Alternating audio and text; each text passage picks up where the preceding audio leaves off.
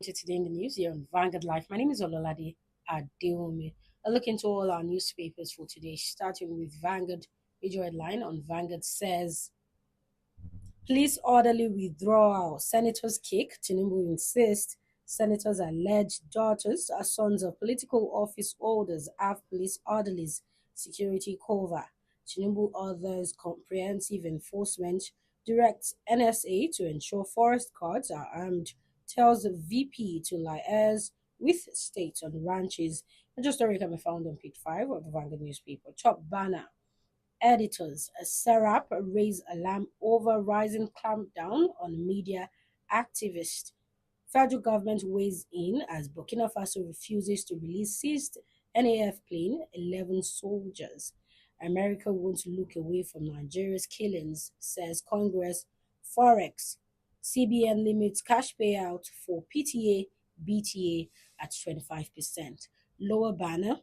Insecurity. We are not honest with Nigerian Sultan slams faith leaders. Security guarding Tinubu's son enough to crush Benin Republic uprising, says Shoyinka. I'm upset over 4 trillion naira debt owed federal contractors, says Tinubu. Ex AGF Malami spends a third night in EFCC custody. And lastly, Adeleke critiques exaggerating my minor misstep, says Remy Tinubu. Away from Vanguard newspaper, look into the Punch newspaper. Major headline on Punch says federal government pushes for 17.89 trillion naira new loans to finance 2026 budget.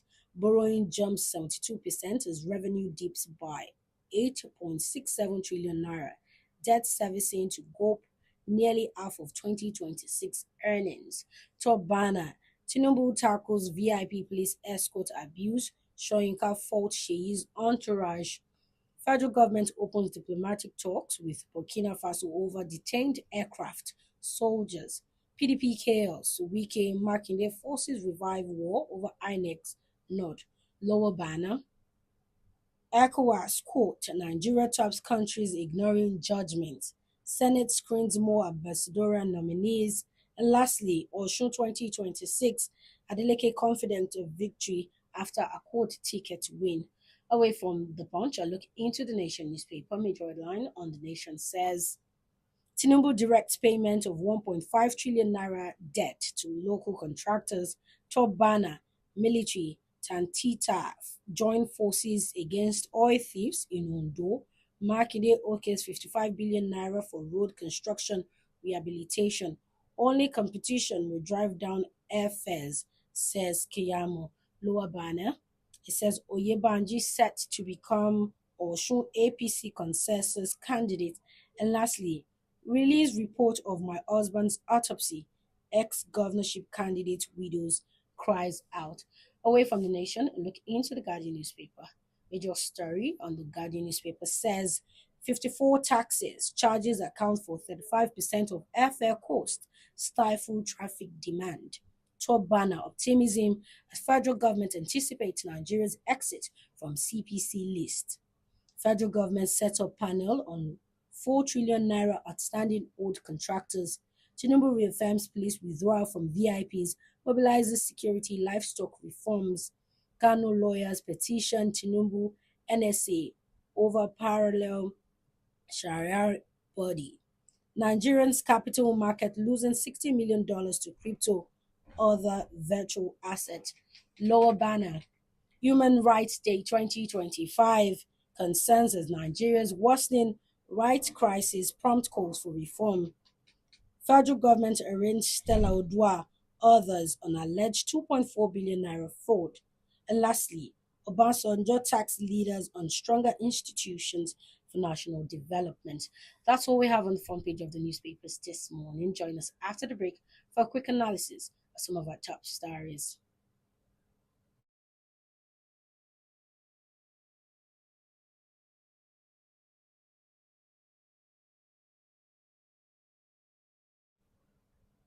Welcome back. If you're just joining us, this is Today in the News here on Vanguard Life. My name is Ololade Adeomi. I look into our newspapers for today, starting with a major story. Police orderly withdrawal. Senators kick. Tinubu insists. The Senate yesterday raised alarm over what some senators described as selective implementation of President Bola Tinubu's order on withdrawal of police orderlies from very important persons, VIPs, to complement efforts to tackle high level insecurity in the country.